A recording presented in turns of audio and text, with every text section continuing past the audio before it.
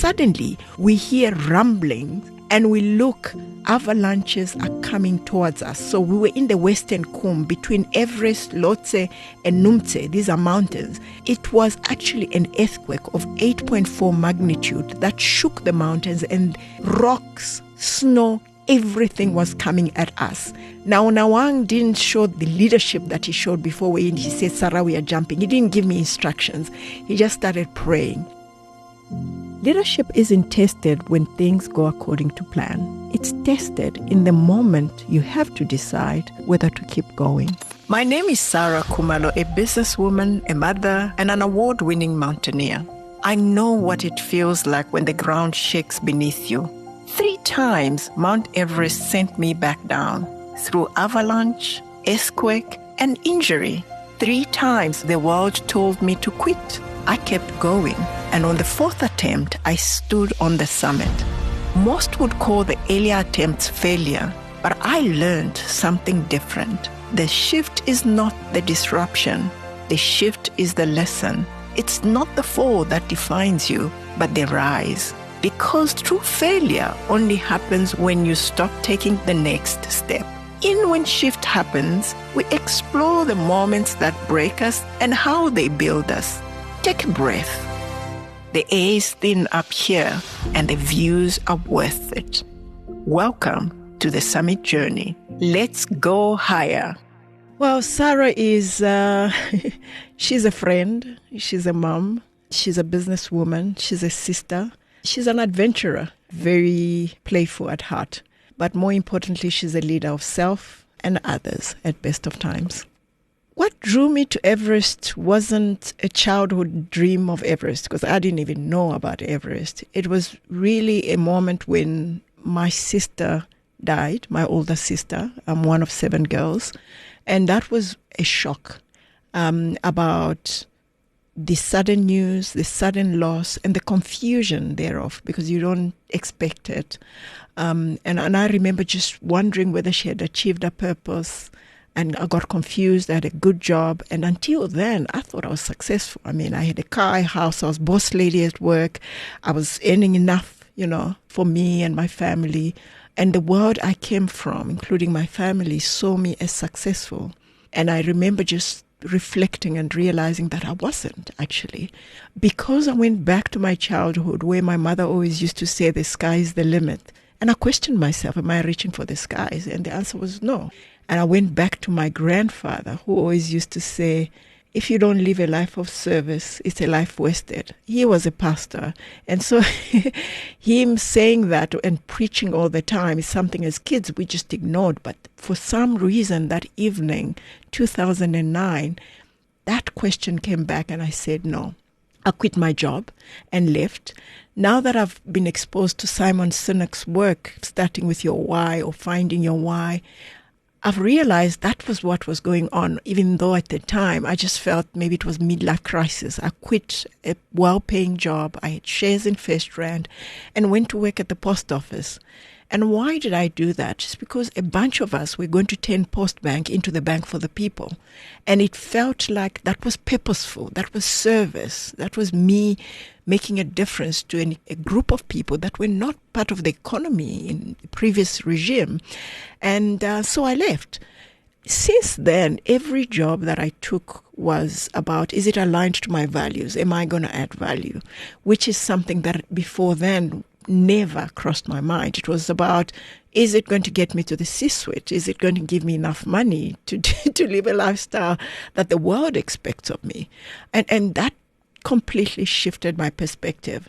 And somehow along the way, I found myself in a business that encouraged employees to do something different for the community. And we were looking after a home in Benoni that looks after street kids. Every month, at the end of the month, we'll ask our colleagues to give us donations, and we take these kids out and every month thereafter, you go to people's offices just after payday. They see you coming. They pretend to be busy on their laptops, on their computers, because there's donor fatigue that you and I know today. Everybody's got their own problems. Everybody wants to give you less. Everyone wants to probably ignore you because their problems seem bigger, than what they could handle at that time. And at the time, a friend said they were climbing Kili, and it used to be on my bucket list at the time. It was actually on my bucket list, funny enough, for over a decade. And I said, yeah, I want to climb Kili. We were preparing, and as we were preparing, I came up with an idea that maybe we can use Kili to raise money for Kids Heaven. That way, we're not begging for donations. We're sharing our experience. We're going to sell our experience to the people and raise enough money. So to cut the story short, Kili wasn't easy. I almost didn't summit, but I did. And we raised enough money, built an outdoor gym worth about 200,000 rands, converted the room into a library for the children. And when we were handing over, one of the kids in the home came to me and said, "Do you really come from the township?" I remember initially laughing because I thought, she was joking. Do black people swim is a joke that we always make, and she looked at me with a serious face and said, "No, people like us don't do things like this." And I remember looking at her and thinking, damn, so who does? And she says it's exchange students that come from Europe. When they come to Kids Heaven, when they leave, their parents do these things. It's just dawned on me that she had a sense of self-disbelief, honestly, that I too grew up with, watching Wonder Woman, Superman, She-Ra. If you know those, you can guess my age, and I too felt like superheroes are those that I watch and applaud. It can never be me, a sense of self-disbelief. Now, as a mother of two boys, my kids were very young at the time. I remember looking at them and thinking, what can I do so that they don't have to feel like that, so that they know that help comes from within before they looked elsewhere? And so about 3 weeks thereafter, friends of mine and I were hiking, and I said, you know what, I actually want to do more of this.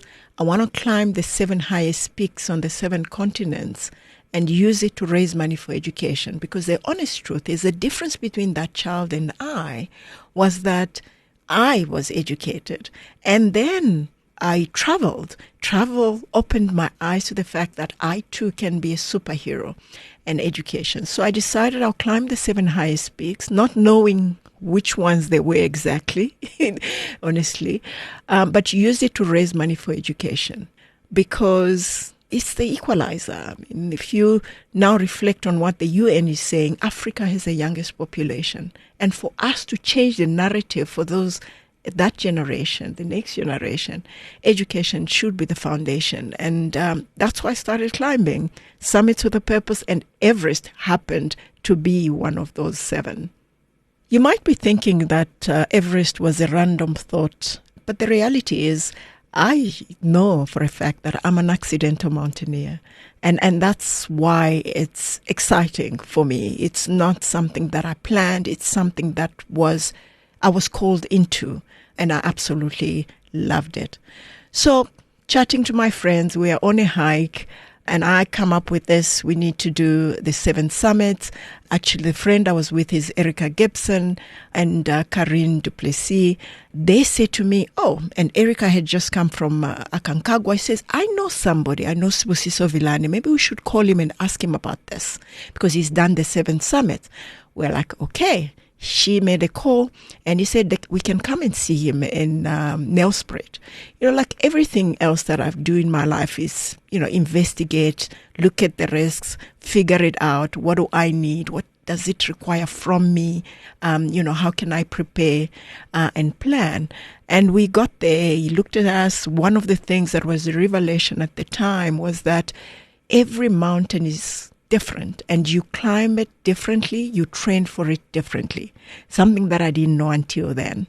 And as we moved along, he said, no, they were actually going to climb the mountain in 2014. And I said to myself, I don't have enough money. Until then, I didn't know actually people asked for money to be sponsored to go and climb. For me, it was about like I did with Kili, saved up money, and when I had enough, I had to go. And for me, Everest was the most expensive, and I was going to do it last when, I have enough money. And I come back to the office. We met him over the weekend. I come back to the office. A young man comes to my office, sets up an appointment with my PM. Luazingwenya, he also worked at the company I worked for. And he comes into my office and says, "Hi, this is who I am." Like he was larger than life. And he says to me, "You must come with us to Everest 2014. I'm like, "No, I'm not ready. I don't have enough money." Then he says, "No, but, we can ask people to, to fund us." And I said to him, "But why would anybody want to fund us?" He says, "But because you're going to be the first Black African woman to summit Everest." And I said to him, "No." The Shan, at the time, I thought she had summited. And he said to me, "No." He grabs my laptop. He Googles and says, "See? So she climbed, but she never summited." So I said, "Oh," he says, "and I'll use that to actually ask for funding." Like I said, he was larger than life. He dragged me along. We went to Barry Swartzberg's office, who's one of the founders of Discovery, and he said, "We're going to climb Everest and we want you to fund us." I remember him looking at us and says, "What makes you think you can summit?" And, we chatted a little bit and we promised him to say we're going to bring him a stone from the mountain once we summit. And he offered to give us a quarter of what we needed each. And after that, we started training. We went to Boven. I had never rock climbed. I started rock climbing. We went to France to try. It's the first time I put on crampons, and knew what they were. First time I realized there actually could be an avalanche and you need to arrest yourself when there's an avalanche. I bought my gear. I remember I had the worst shoes you need for that type of terrain. And I kept slipping and slipping. And we were there for a week. And on the last day, Loazi decided he's not doing this anymore. He's staying in the hotel. And I said, "No, I have to." And I went with the guide. And he was, I promise you, he was very different to what Kilimanjaro guides are. Kilimanjaro guides babysit you. They hold your hand. They jump before you cough. This guy was almost half a kilometer away from me and looking at me like, "Come on, viens. I'm falling, I'm getting up, but I keep going." He made me feel like this was the worst decision I had ever made in my life. And when we got back to the hotel that evening, and Loazi says, "Oh, so how did she do?" He looks at him and says, "She's very strong. She had the worst shoes ever, but she kept getting up and going." And then I realized, damn, my shoes were not the right shoes, which he didn't, bother to tell me. It just made me feel like, I was terrible at this and made terrible decisions in coming there. And so that was introduction to mountaineering for me in that space. And this was 2013. And in 2014, I managed to get myself onto Everest. One of the things that I had made a decision on was that I'll climb the 7 highest peaks, but I'll use it to raise money for education. So I started the Summits with a Purpose journey. And I got to Everest, and I went that year with Sibusiso. Unfortunately, Loazi didn't make it at the time. His family dynamics demanded that he should not go. Well, obviously, somebody had Googled Everest and saw the dangers and told him he can't come. And Sibusiso and I were there. And then, before we left at OR Tambo, there was this big send-off because Sibusiso is the first Black man to summit Everest. He had done the 7 summits. He was well known in the media. And I remember just sitting there and my kids were crying because people want to interview you and they can't really say goodbye. I was very much new to this. And we were sent off as heroes. But when I got to Kathmandu, I found a world of mainly white males that are very rich that thought I didn't belong. What mountains have you climbed? What's the highest mountain in South Africa? And I'm like, "I've done Kili." And they look at me with that look, except one that outrightly said it, say, "Shouldn't you just be going to Everest Base Camp?" And I realized there's a world out there that looks at me as a female that, my ambition cannot be on par to theirs. That was interesting to realize, and stubbornness in me said, "I'll show you that I belong." I moved differently so when you land, you climb Everest either from the south side or the north side. So you come from OR, you land in Kathmandu, and you then fly from Kathmandu to Lukla, the most dangerous airport in the world. 420 meters long, the runway. Actually, just landing at Lukla, you realize that the adventure has begun, because some people never landed. They died before landing because it's that dangerous. The weather, the weight of the plane, and many other factors that come along with it. I landed in Lukla because I knew that they didn't think I belonged, and I needed them to trust me as part of the team. I decided to change my game plan.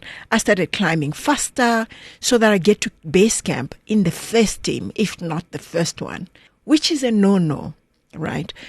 Having gone back over and over later on, I realized that was a mistake, because when I got to Everest Base Camp, I had altitude sickness because I walked faster than I needed to. I didn't drink as much water, and I got terribly sick on the second day after getting to Everest Base Camp. If the plan was to go to base camp, that plan of climbing faster, being first, would have worked. But I needed to go further than base camp. So that, what I did, was a no-no, although I didn't know it at the time as a novice. Having said that, on the 18th of April 2014, unfortunately, in the morning around 6 o'clock, we're sleeping in our tents. The tent shakes like vigorously, but I had been told by then, if you hear the tent shaking, there's an avalanche in the surrounding, but we're strategically positioned, it would never affect us. But about 500 meters from us, a big block of ice called a Sirac had fallen into the Khumbu Icefall. So you get to base camp, and then you climb through the Khumbu Icefall where they put the ladders. They put the ladders, and when they put the ladders, and they know that it goes all the way up to Camp 1 and then Camp 2, they declare that the mountain is open. That's the only time that climbers are allowed to get into the Khumbu Icefall. Now, the mountain was opened on the 17th of April, and we had what is called a puja ceremony, where we pray, and the idea was on the 18th, we are also going to go up to Camp 1 because it's now safe. And that morning, the Sirac fell, and the Sherpas were going to set up Camp 1. And our Sherpas for our camp had actually just crossed where the Sirac fell 20 minutes before then. It crushed about 16 Sherpas that morning. We didn't know it at the time. So the tent shakes, I wake up, and I go, oh, it's an avalanche. I go back to sleep. Walkie-talkies go crazy around the mountain, like in the camp, but you don't understand because they're speaking in Nepali. Until they needed a paramedic, and the only paramedic that was there in our camp, at least close to me, was Melissa, who was an American female climber. And they go, Melissa, but they had to speak to her in English. We need a paramedic, people are injured. That's the first time I realized something more than just an avalanche around base camp had happened. And so we all rush out of the tent. We go and see, it's like white, lily white. You can't really see properly what's happening, but you can see it's very close to where we are at. So we go into our dining tent, which is the meeting site, and what's happening? Oh, they calm us down. Just have some tea. Don't go into the Khumbu Icefall close by because they are helping people stay away. And I go back, I stand in front of my tent, and I'm taking pictures, I'm taking videos. Alas, I see helicopters hovering where this happened, putting lifeless bodies on a rope hanging onto the helicopter and flying the people onto Everest Base Camp. I took a few videos of that, and then I went back into the camp to these people that were more experienced than I was, that made me feel like I didn't belong. And I said, this doesn't look like people are alive. It looks like lifeless bodies. And I showed them, and they say, oh, one person has died, 2 people. It ended up 16 Sherpas had died that morning. So I said, what do we do? I realized that the people that made me feel like I didn't belong, that made me feel like my experience was, invalid, right? They were just as scared as I was in that moment. One of them actually picked up his bag and said to the Sherpa, "Send my duffel bag down, I'm going." And he ran down. And he actually was the one that told me that shouldn't I just be going to Everest Base Camp? A friend sent me a message, because we could still receive WhatsApp messages if we had data. And he said, "Sarah, figure out why you have been saved, and that will inform how best you need to move forward." Then at that time, it was survivor's guilt. Did they die because I wanted to climb? Did they die because they loved climbing? Why them and not me? I mean, one of them had summited Everest 13 times. He was a cousin to our expedition leader. And I was confused. I was like not myself at that moment, questioning that decision, because until then I knew and believed that I was meant to do this. And so we were told to leave. The Sherpas started rioting because their work conditions were now brought into question. The mountain was closed and all the climbers were sent home. I came home to my kids having seen that, Googled it, and realized it's not Kilimanjaro, it's not the Drakensberg, this is serious, Mom. To people that believed that I could, saying, "You've tried, you don't need to, this is not our thing, you have nothing to prove." But I was more convinced that I must have been saved for a reason, because I couldn't understand why people more experienced, that were deserving maybe in my mind for being there, died and I was saved. And that kind of reinforced my belief that I was meant to do this. And more importantly, linking it to my purpose, why I was there. And also, it made me realize that representation was important.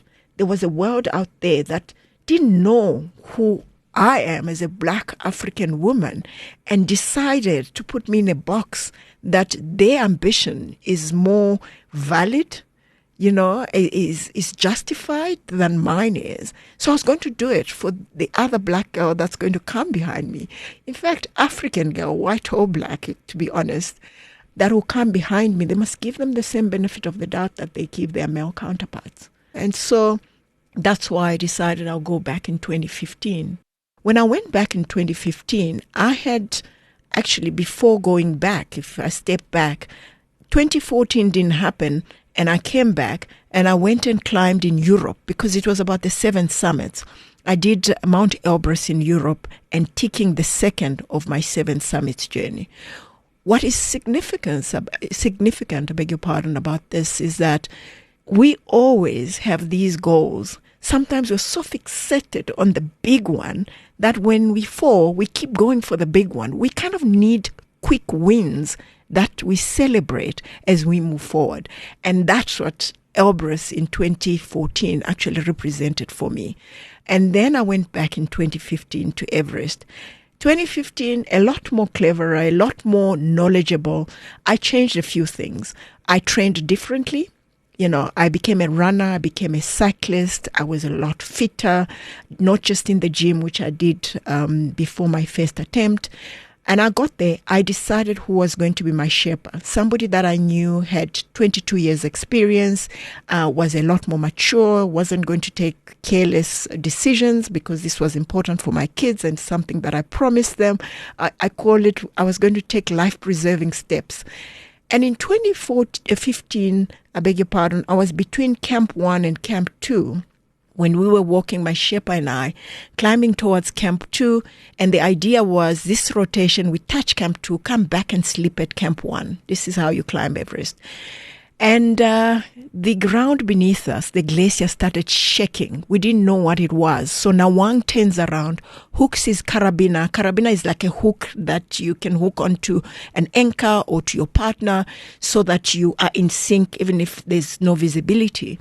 And he says to me, "Sarah, we are jumping." So the idea, if you can imagine, is if the glacier that we are walking on opens up beneath us, we needed to jump to the same side, because if we jumped on opposite sides, one of us would pull the other one in, and that was going to be it.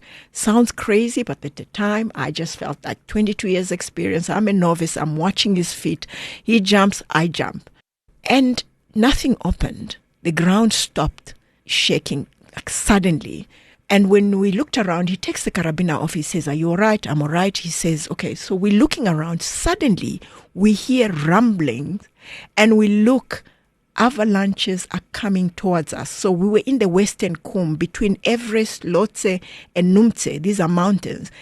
It was actually an earthquake of 8.4 magnitude that shook the mountains, and rocks, snow, everything was coming at us. Now, Nawang didn't show the leadership that he showed before he said, "Sarah, we are jumping." He didn't give me instructions. He just started praying. Om mani padme hum. So this is a Tibetan chant that he and his friends were chanting during puja ceremony. So I memorized it. I knew it was their prayer. I remember looking at him and thinking, this dude is praying to a Tibetan god that doesn't know me. I'm a Christian. I'm like, Jesus, what's the plan? The biggest lesson in this for me is how we show up as leaders when the ground is shaking around us. Because when he said we are jumping, knowing what I know today, we were not going to make it. But I was going to jump with him. And if we were going to fall, I was going to get up. We were united. But when he started praying, he was on his own. If the Tibetan god was saying, let's go left, I was going right with my Jesus. There was total misalignment. And that changed how I lead, in a way, when I came back to my corporate job. And it's something that I talk about with leaders as well. And once again, the mountain was closed. Nepal lost about 9,000 people. Tea houses that we stayed in, which are like B&Bs, were on the ground when we were coming down the mountain. And I came home to more and more people saying, you can't do this.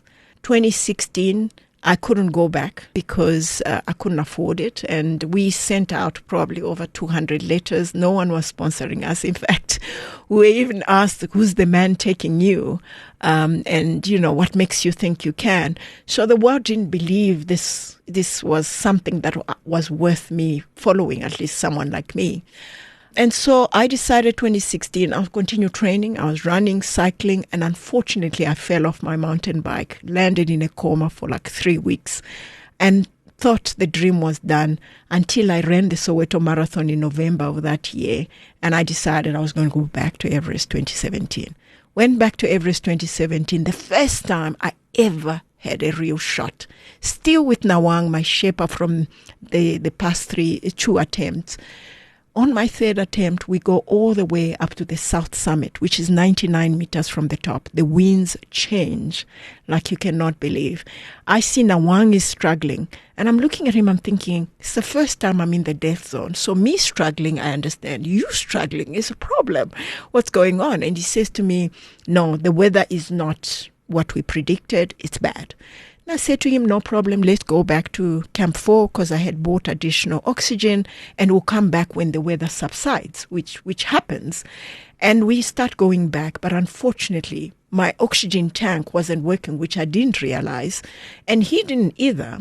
Somehow, it was blocked, and for almost 5 to 6 hours, I was inhaling and exhaling the same air. And I'm saying to him, I'm not feeling stronger because as you come down, you get more and more oxygen. So you should be feeling stronger, but I'm not.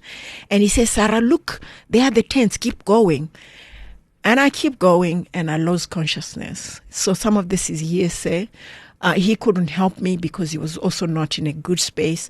He goes to the camp, gets other Sherpas. They come and carry me. We get to Camp 4. Our tent has been blown off. So they said the winds were about 60 kilometers an hour, 62 kilometers an hour on that time. And because we had left our tent in the middle of the night to go climb, it just blew off the mountain. So he took a makeshift tent that was there, put me in, but he changed my oxygen tank. And he went to sleep with the other Sherpas. Now, if you know anything about high altitude, if you think the person won't make it, that's the only time that you leave them in their own tent. But if you think they'll make it, you sit there, keep them warm, keep talking to them, making sure they are late. And he really didn't think I would make it. And the next day, I feel people pulling me. I wake up and I look at the guy.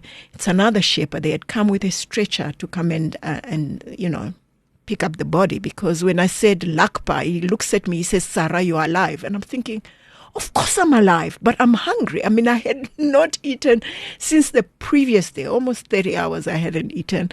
He says he doesn't have any food. He had a bit of water. which is gold at that level. He gives me the water, and I said, I want to get onto the stretch. I stood up and looked at Everest, so close and yet so far. I think it's the first time that I too gave up on the dream. I wondered if all those people said I couldn't, I didn't belong, were right. I think when the naysayer's voice become louder in your head, you are in trouble. So I came back home. I was in hospital. I had given up inside, but I didn't tell anybody. But I still trained, because at some point training becomes part of your life. And my son, he was 15 at the time. I remember him looking at me while I was in the lounge, whether I was reading or watching TV. I don't remember what I was doing.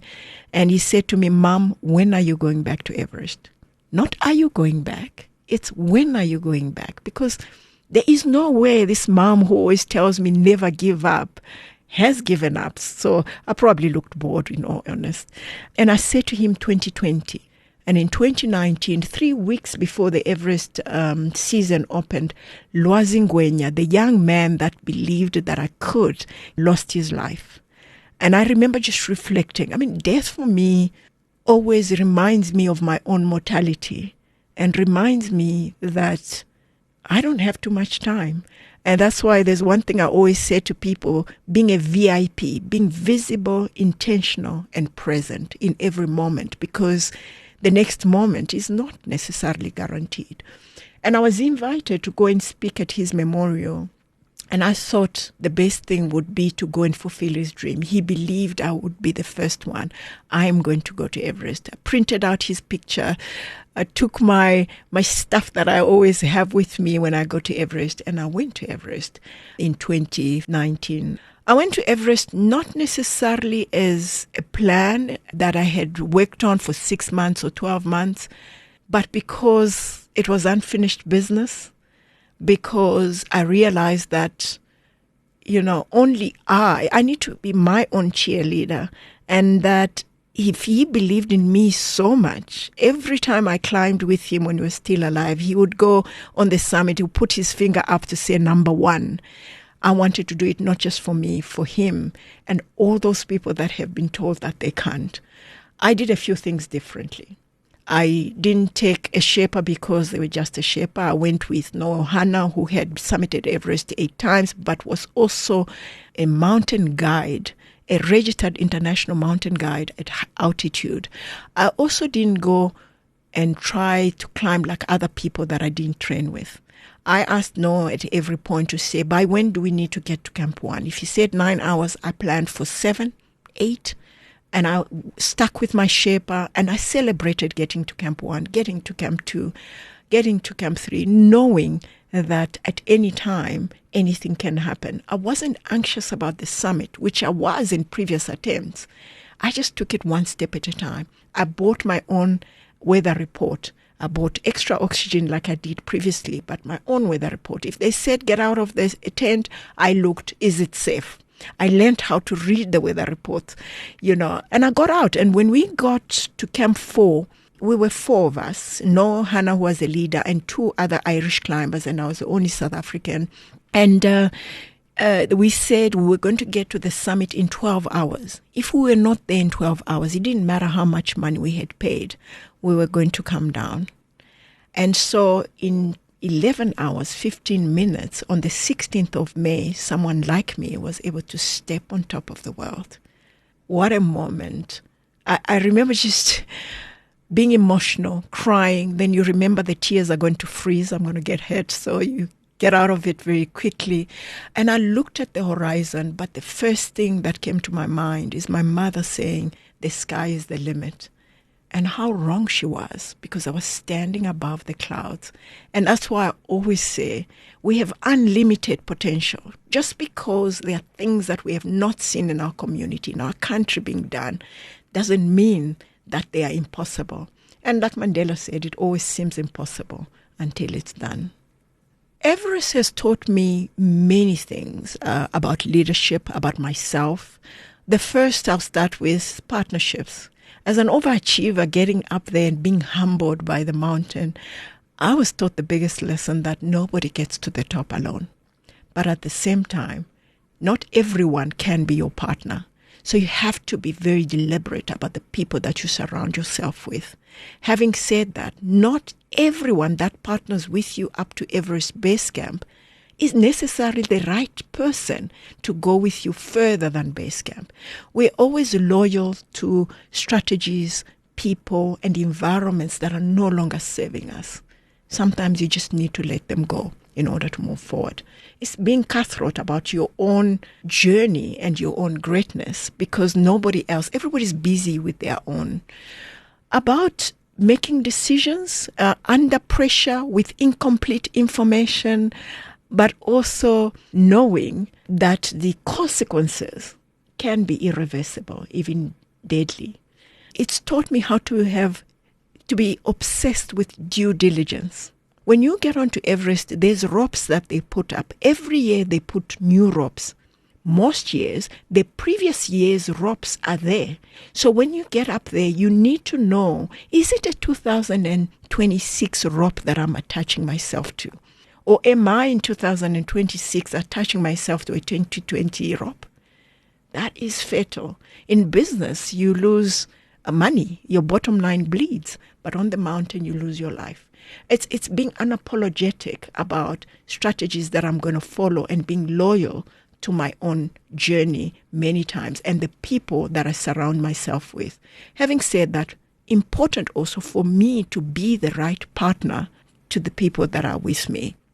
The other thing that Everest has taught me is to over-prepare, anticipate when things go right, and anticipate when things go wrong. But more importantly, when you get to the summit, know that the summit only ends when you get back to Everest Base Camp. Because 80% of the deaths on Everest and other big mountains happen when people are coming down. So in business, it's that you are ahead of your competitors. Don't be complacent. Celebrate, yes, but quickly pull yourself together and keep going, and don't take your eyes off the ball, because when you're coming down, your oxygen is a lot more reduced. Your competitors are also coming along, and you are fatigued. Do you have enough oxygen and energy to get you to the bottom? So Everest has got many lessons, and I'm passionate about that mountain. I think I have a love-hate relationship, but it's given me such a gift as an individual, as a leader, as a mother, and as somebody in the community. I created When Shift Happens because I realized in my own journey that when shifts have happened in my life, that's when I've been called to grow. I'm obsessed about where I've grown and identifying that and even nurturing it than being obsessed about what's gone wrong that I cannot change. And I found that when I read and I talked to some of my friends and people in my circle, they've also changed their lives drastically because of shifts that have happened in their lives. But there's also another type of person that gets paralyzed because of the shift. And my aim is to go out there to leaders, and by leaders I mean a receptionist, an individual, because we are all leaders in our own rights, whether it's in the office, at home, or in the community. Embrace the shift, because therein lies your growth, because you are becoming the great version of yourself because of the shift. So let's not frown upon them. If you think back about when we were young and we couldn't walk, we're crawling, and when we walked, the world around us applauded. There she's walking, he's walking. And we walked a bit more until we didn't remember that we used to crawl. But when we are adults, when we fell, everybody say, oh my God, you've fallen. And I get so embarrassed. I don't want to talk about it. I don't want to learn from it. I want to forget it. Or I want to cry about it forever. Let's not be victims to our fall. Let's be victors beyond the fall, because that's what we are called to. And one of the things that excites me the most, when I started, especially after getting to Everest and being made to feel like I didn't belong, I said, I'm just an ordinary African woman trying to reach extraordinary heights. Scrap that. I'm uniquely extraordinary. You are uniquely extraordinary. And being ordinary is a choice. And your extraordinariness demands that you go through a shift. Mental shift, physical shift, and reality shift. Let go of what is not working and keep moving. So if you're listening to this podcast, it's all about shifts. If you're going through your own shifts, if you know somebody that's going through a shift, send them a little bit of this. They may learn something. And if they want to share with us their own shift, and maybe we can have them on the podcast. It's all about shifts are part of life. Embrace them. Grow into your greatness. And I pray that this podcast helps you realize that, reminds you of your greatness, and reminds you as well to embrace your own shift as you grow into your greatness. If you're listening, I hope you pick up something as you thrive beyond where you are today.